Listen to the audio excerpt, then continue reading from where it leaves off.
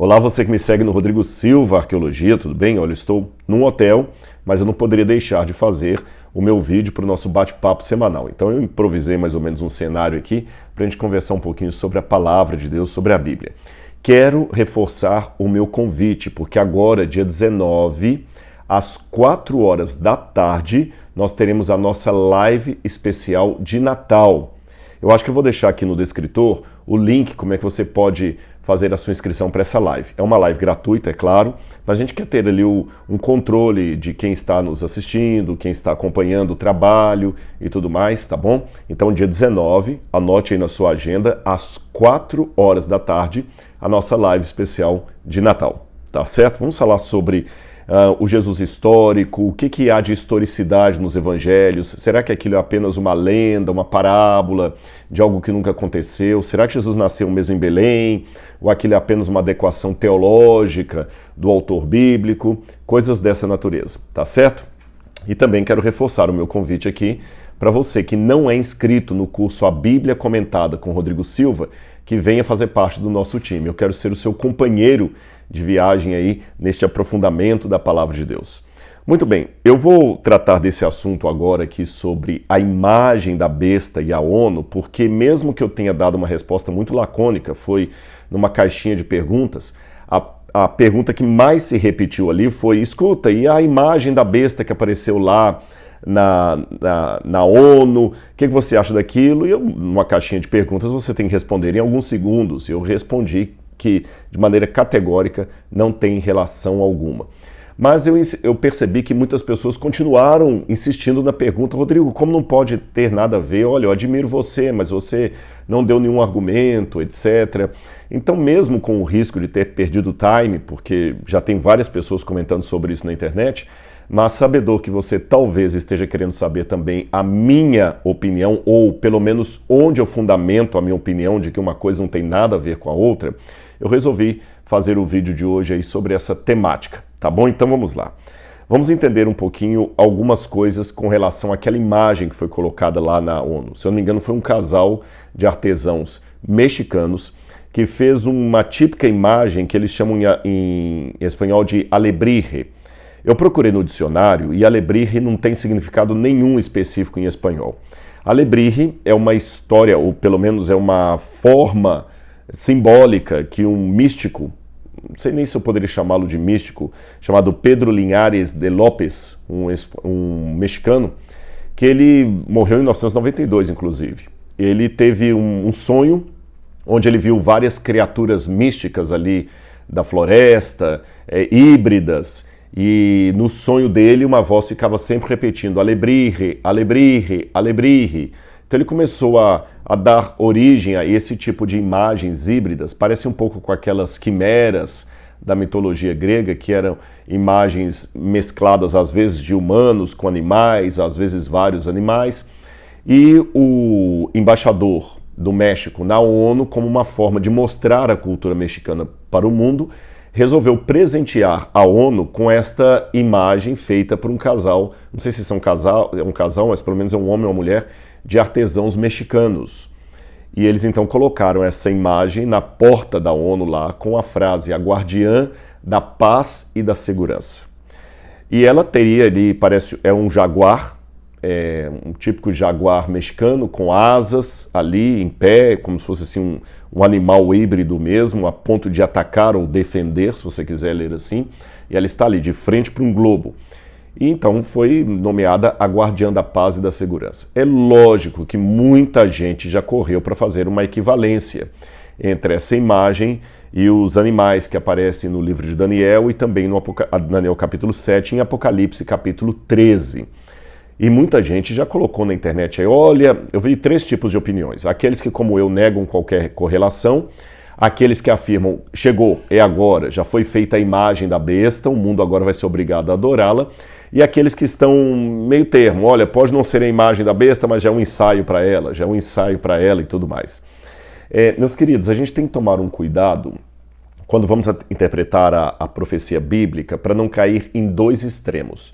Um extremo é aquele que acha que não tem nada a ver, que a Bíblia não tem uma linguagem profética, que é uma coisa só para os últimos tempos, e outro extremo igualmente perigoso é o do simplicismo em excesso. Qualquer coisa que aparece agora já é a besta do Apocalipse.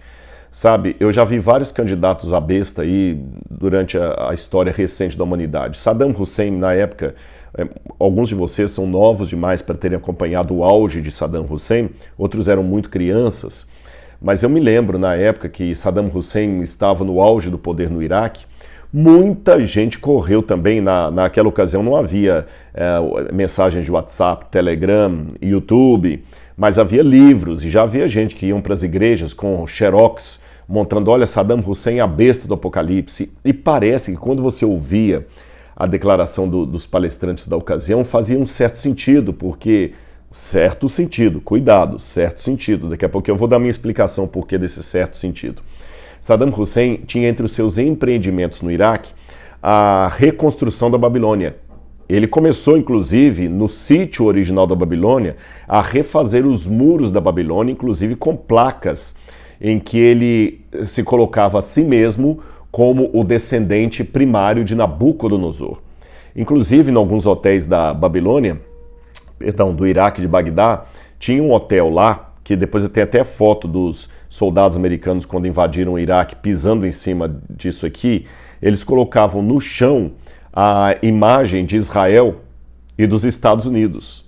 E numa parte do hotel assim tinha a imagem de Saddam Hussein, Nabucodonosor e, se eu não me engano, tinha um terceiro agora, eu acho que era, nossa, na ponta da língua, que foi um dos conquistadores de Jerusalém. Daqui a pouquinho eu lembro deles, um conquistador muçulmano de Jerusalém. Estavam os três comemorando a destruição de Jerusalém, tá certo? Os três ali comemorando Saladino, lembrei agora, foi Saladino, ou Salahaddin, como alguns dizem. Então estava Saladino, Nabucodonosor e Saddam Hussein, os três assim no mosaico, comemorando a destruição de Jerusalém. Noutros painéis estava o Saddam Hussein numa carruagem assíria, com um arco e flecha assim, vencendo leões, como se ele fosse Assurbanipal, o rei da Assíria, ou o próprio Nabucodonosor. Então muita gente, eu lembro de um livro que saiu na época, olha, a reconstrução da Babilônia é o sinal, agora o anticristo vem, ele é do Iraque, é Saddam Hussein, etc, etc, etc. Saddam Hussein perdeu para os Estados Unidos a guerra, ficou foragido muito tempo, depois foi encontrado numa situação horrível, com barba grande, cabelo, foi enforcado, acabou Saddam Hussein, ninguém mais fala sobre isso. Um pouco antes de Saddam Hussein, tinha o pessoal que falava muito da nova era, do Maitreya, daquele que ia ser que ia promover a síntese da religião mundial. Aí começaram a falar que o anticristo era o Maitreya e fazendo correlações entre a nova era e o Apocalipse.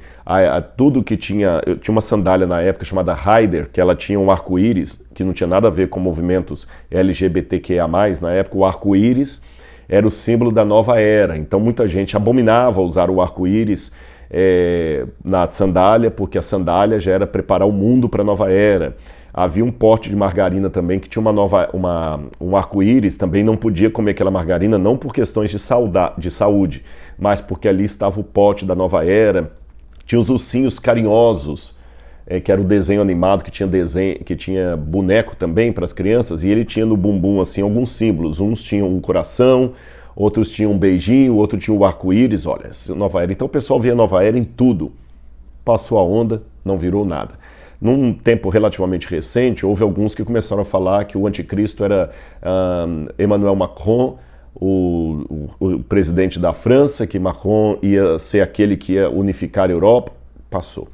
Então o que acontece? Existe muito uma exegese de jornal, que as pessoas ficam muito assim, vem o jornal, o periódico, a revista, já, isso aqui é a nova era, é o anticristo, é o anticristo, é o anticristo. A gente tem que cuidar com isso, irmãos. A profecia bíblica não pode ser como as centúrias de Nostradamus, coisas abstratas que você pode colocar qualquer coisa ali. Ou, como eu falo numa comparação em sala de aula, não podem ser como música de amor quando você está na fossa, que qualquer canção de Roberto Carlos parece ter sido feita para você.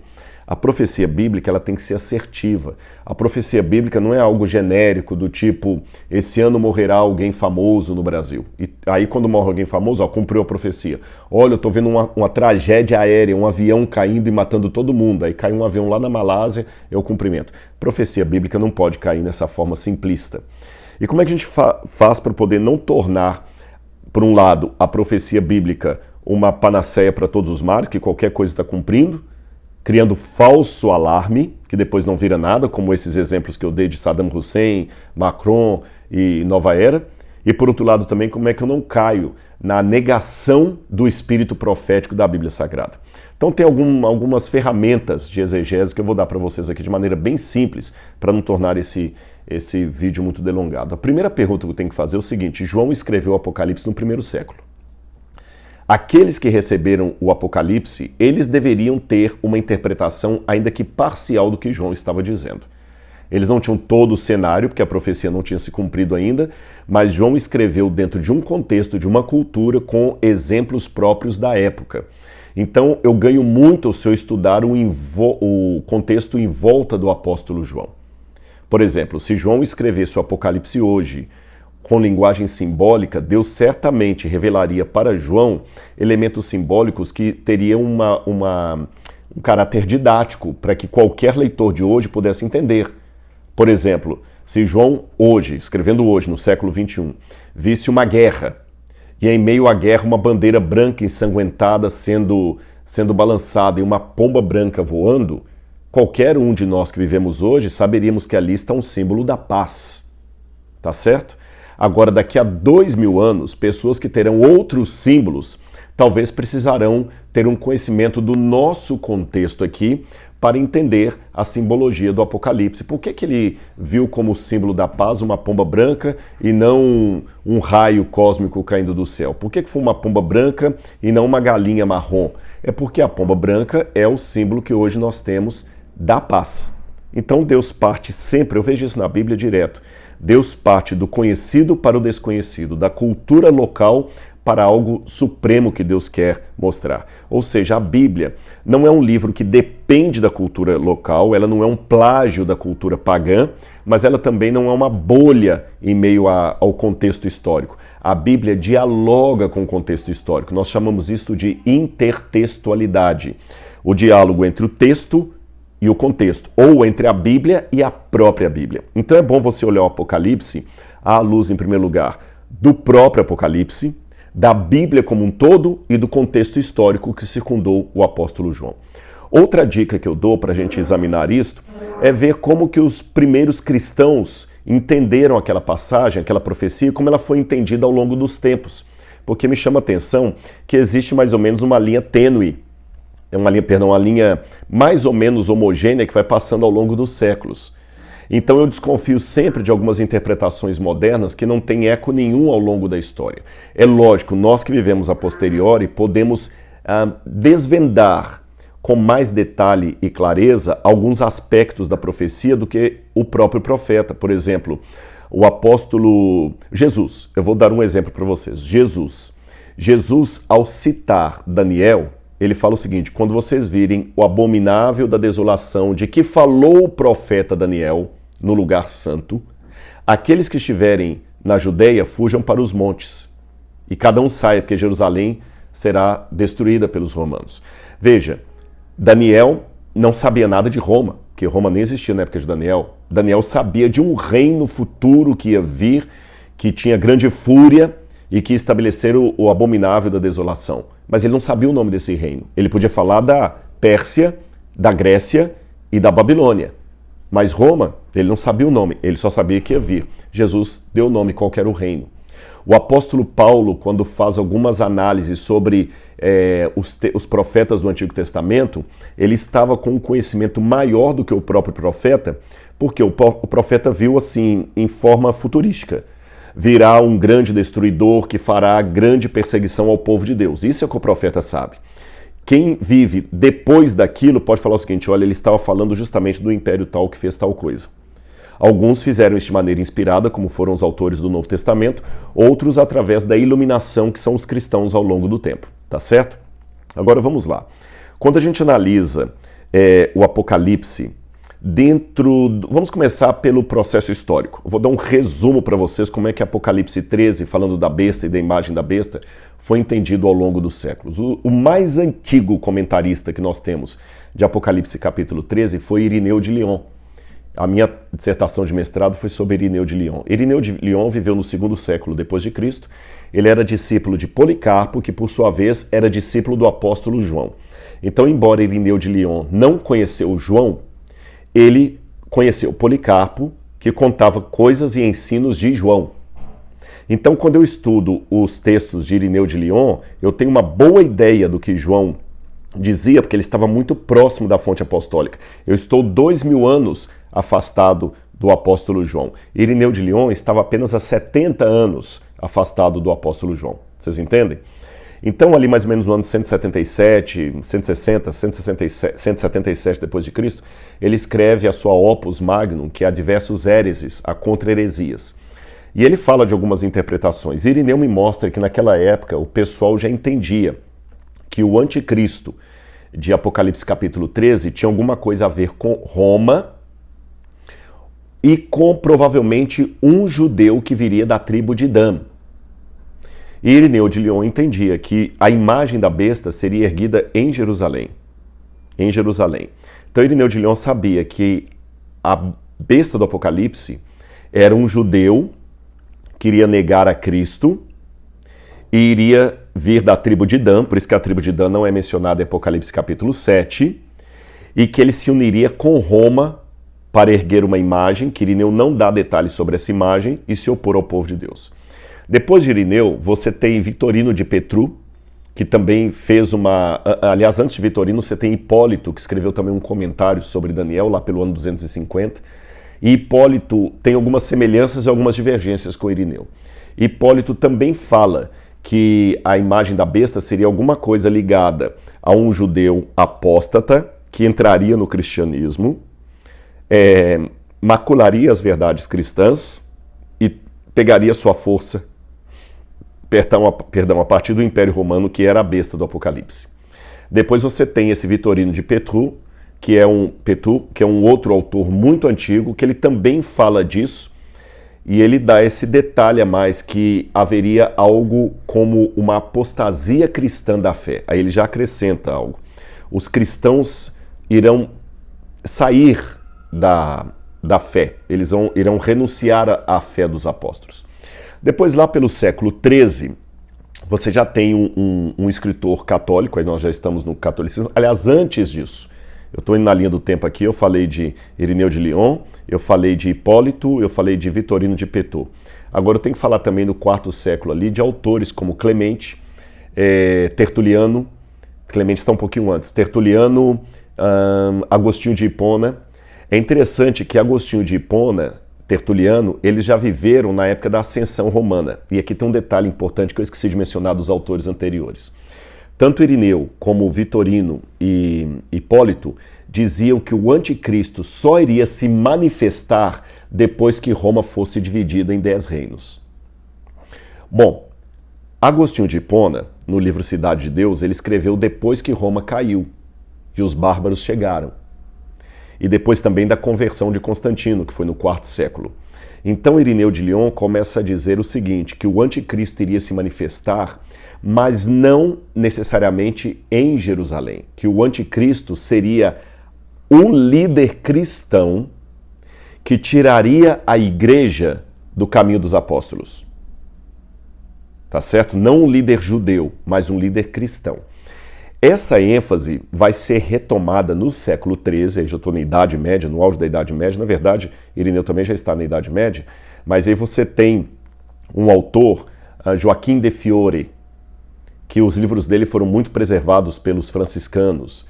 E Joaquim de Fiore foi audacioso. Ele disse que o anticristo seria um papa que subiria ao poder e negaria a fé apostólica recebida através de Pedro.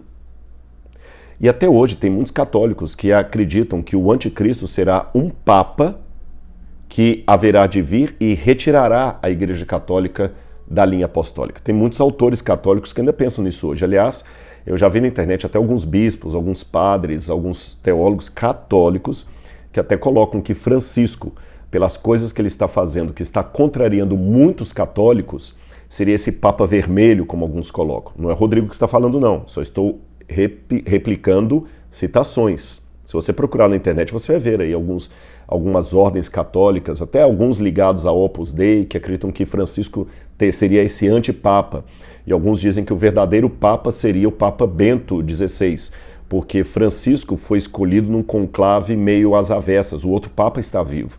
E não reconhecem Francisco como o legítimo Papa, mas como o anticristo. Católicos dizendo isso. Então, se tiver católico assistindo esse vídeo, não fica chocado comigo, não é o Rodrigo que está falando, eu estou citando, tá bom? Para dar uma historiografia. Vamos então ao século XVI. Quando surge a Reforma Protestante, é lógico que Calvino, Lutero e tudo mais vão retomar aquelas ideias de Joaquim de Fiore e vão dizer que o anticristo não é um papa, mas o papado em si. Nota, Joaquim de Fiore colocava um papa. Os primeiros autores protestantes, Calvino, Lutero, Zwinglio, vão falar de papado, toda a extensão dos papas. Aí depois, mais para frente, você vai ter dois autores católicos que vão colocar aí sim uma novidade. Um deles seria Francisco Ribeira. Francisco Ribeira, ele vai dizer que o anticristo é um indivíduo que vai surgir lá na frente, que não tem nada a ver com papa, nem com qualquer pessoa que já existiu. Aí vai criar aquela linha de interpretação do Apocalipse, que é o futurismo.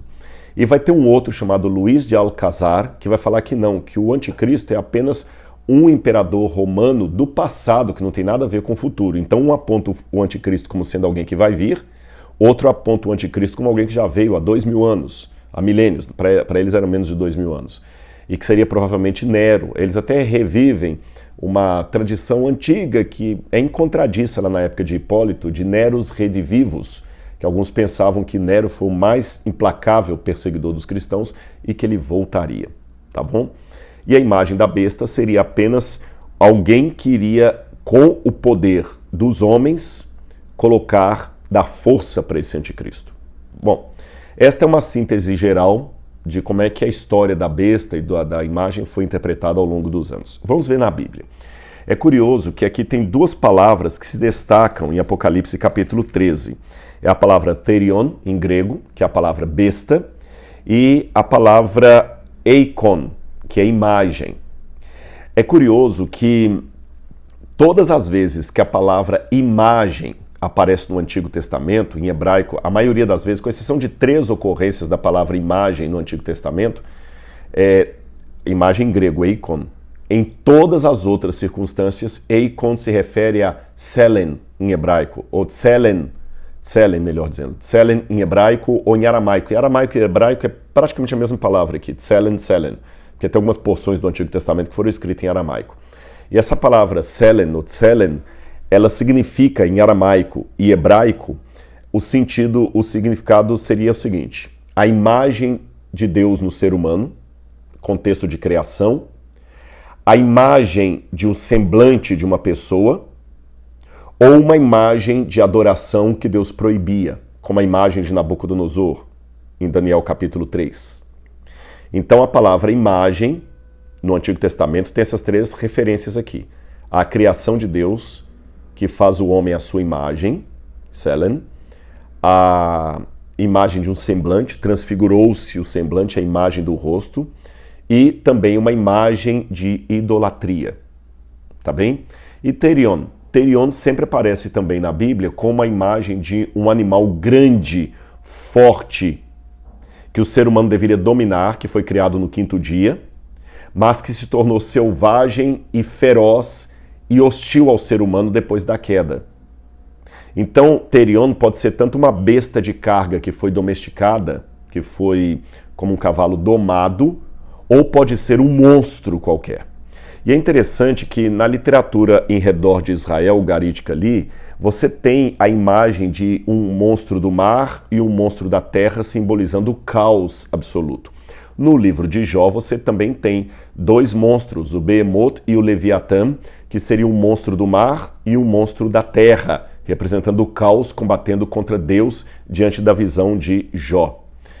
Quando a gente vai também em Apocalipse 13, a gente vê as seguintes sequências temáticas, porque o Apocalipse ele não cita literalmente assim o Antigo Testamento, ele faz alusões a outras passagens da Bíblia. Então eu vejo pelo menos 3 ou 4 passagens da Bíblia aludidas aqui em Apocalipse capítulo 13. Eu vejo uma alusão a Isaías 40, que depois você pode olhar na sua Bíblia aí, é um texto onde Deus alerta o povo de Judá contra a idolatria e lembra o povo de Judá, lembre-se que o Senhor é Deus e é Criador, adorem o Senhor e confiem no Senhor. É um oráculo de Isaías que ao mesmo tempo que dá uma advertência para o povo, dá uma mensagem de conforto e segurança. Fiquem tranquilos porque Deus é maior do que os ídolos, ele é maior do que a serpente do mar, o Leviatã. Então você tem Isaías 40, anotem na sua Bíblia. Outra passagem que eu vejo muito próxima aqui de Apocalipse 13 é Atos capítulo 2. Atos capítulo 2, porque em Atos capítulo 2 você tem lá o Espírito Santo sendo derramado sobre a igreja com línguas de fogo que descem do céu sobre eles. E aqui no capítulo 13, esta segunda besta, que faz uma imagem à primeira, diz que ele pratica poderes para enganar as pessoas na terra, e no capítulo 13, verso 13 diz, ele opera grandes sinais de maneira que até fogo do céu faz cair sobre a terra. Então parece uma paródia do Pentecostes. Então, Isaías 40, Atos 2. Eu também me lembro muito aqui de Daniel capítulo 3. Daniel capítulo 3, quando Nabucodonosor faz justamente o quê? Uma imagem e obriga todo mundo a adorar a sua imagem. Um contexto claro aqui de adoração e fidelidade a Deus. E por último, o quarto texto que eu vejo aludido aqui é Gênesis capítulo 1, onde Deus cria o homem à sua imagem e semelhança, abordando Deus como Criador. Então, se eu pegar as temáticas envolvidas aqui, eu vejo claramente em Apocalipse capítulo 13, fora uma alusão que eu já fiz aos 10 mandamentos num outro vídeo, você pode assistir aqui no canal, fora essa alusão aos 10 mandamentos, que eu não vou falar hoje, porque eu já fiz um vídeo sobre isso, eu vejo aqui uma temática de derramamento do Espírito Santo, Atos 2, a imagem de Deus no ser humano, Gênesis capítulo 1, a adoração a Deus, Daniel capítulo 3, adoração e fidelidade a Deus, e o reconhecimento que Deus é único e é criador, Isaías capítulo 40. E é interessante notar que esta besta aqui, ela faz uma paródia de Jesus. Uma paródia de Jesus. Então, o que seria a primeira besta? Bom, se eu pegar ao longo da história do cristianismo, desde Irineu de Lyon, desde os oráculos sibilinos, desde a literatura judaica do tempo de Jesus, que não foi para a Bíblia, por exemplo, o livro de Esdras, o oráculo sibilíneo, que eu já falei para vocês aqui, Esdras 4 e outros mais, eles são unânimes em dizer que esse monstro aqui é Roma. Roma na sua fase pagã, e que voltaria no futuro numa forma mais piedosa ou cristã. Por isso que muitos interpretaram como sendo uma Roma papal, o monstro que sobe da terra. Por isso que alguns falaram assim, é Nero, mas Nero vai voltar, o Nero, o rei de vivos. Como é que Nero vai voltar? Nero vai voltar numa outra roupagem, não é que Nero vai reencarnar. Seria mais ou menos o seguinte, lembra que João Batista pregava no espírito de Elias, por isso que ele se vestia como Elias, fazia uma mensagem de advertência semelhante a Elias? Da mesma maneira, aqui, esse anticristo, essa besta de Apocalipse 13, é Roma que voltará ao poder. Então o anticristo, para mim, ele não vem da China, não vem de Israel, não vem da Rússia, ele vem da Europa, de Roma. Tá certo? O anticristo não pode ser um ateu, nem um comunista, porque ele é um sujeito que apostatou da fé cristã, como eu passei para você aqui no histórico de interpretação. Se ele apostatou da fé cristã, então não pode ser um ateu. Tem que ser alguém que foi cristão, supostamente continua cristão, mas ensinando heresias. Ora, se eu falo que uma pessoa ele é um divorciado, então é porque um dia ele foi casado. Se eu digo que ele é um infiel, é porque um dia ele foi fiel. Tá certo? Se eu digo que ele é um apóstata, é porque um dia ele esteve no caminho verdadeiro. Não há islamismo apóstata. Não há comunismo apóstata, porque o comunismo nunca foi de Jesus para depois sair dos caminhos de Deus. O ateísmo nunca foi de Deus para sair dos caminhos de Deus. Agora, o cristianismo apóstata, sim, foi dos caminhos de Deus e rompeu.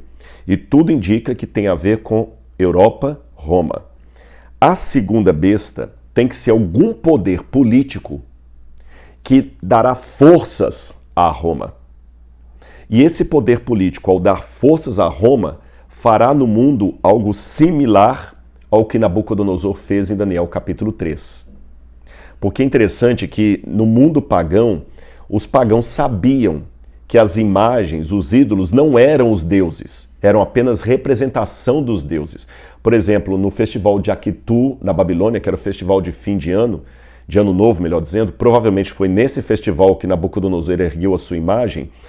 A imagem era erguida, mas a imagem falava através de quem? Do representante do rei. Então, os profetas erguiam a imagem e a imagem falava através do rei. Era o rei que dava fôlego de vida à imagem. Tá certo? Então não preciso imaginar algo literal como um monstro sendo feito na porta da ONU que vai começar a falar e todo mundo vai prostrar diante dela. Não. É um domínio mundial que vai converter o mundo todo para uma linha de pensamento, mesmo que cada um continue com a sua identidade. Ah, Rodrigo, tudo bem, mas tudo que você está falando combina com a ONU. Não combina, não. A ONU já se mostrou fracassada em resolver muitos problemas mundiais. A ONU hoje não tem moral nenhuma para resolver os problemas da crise no Oriente Médio. A ONU se mostrou muito desacreditada para lidar com as questões sanitárias agora da pandemia. A ONU não tem representatividade. Tanto é que os Estados Unidos desafiam a ONU à torta e à direita, o Irã também. A ONU hoje é uma coisa simbólica, mas a ONU é um fracasso. Ela não é um poder mundial com essa força que muita gente imagina. Em segundo lugar, aquela imagem que foi colocada em frente à ONU não é de um leopardo com patas de urso e boca de leão. Aquilo é um jaguar com asas. A Bíblia não fala que a imagem da besta é um jaguar com asas. Tá certo? Aquela besta ele não tem pé de urso, ela não tem os chifres na cabeça, não tem nada a ver. E ainda que tivesse, esta imagem aqui é apenas um símbolo. Tá certo? Um símbolo de poder. Então minha dica para vocês é o seguinte: prestem atenção que nós estamos aos poucos revivendo uma ressurreição do poder de Roma, apoiado por outro poder mundial, que esses sim vão fazer uma aliança para criar um governo único no mundo. E quando esse governo único for criado, é interessante que os algoritmos é que vão definir tudo, porque fala assim, não poderá nem comprar nem vender, senão aquele que tem a marca da besta ou o número do seu nome. Então, quando alguns começam a falar que os algoritmos vão não apenas prever a nossa decisão, mas também direcioná-la, aí eu começo a ficar atento.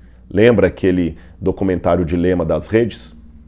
Então tem que ficar atento a essas coisas. E caiam os céus, eu tenho que continuar firme diante da palavra de Deus. Eu termino o meu comentário aqui apenas com uma coisa. É interessante que a besta faz com que o sinal seja dado na testa ou na mão direita.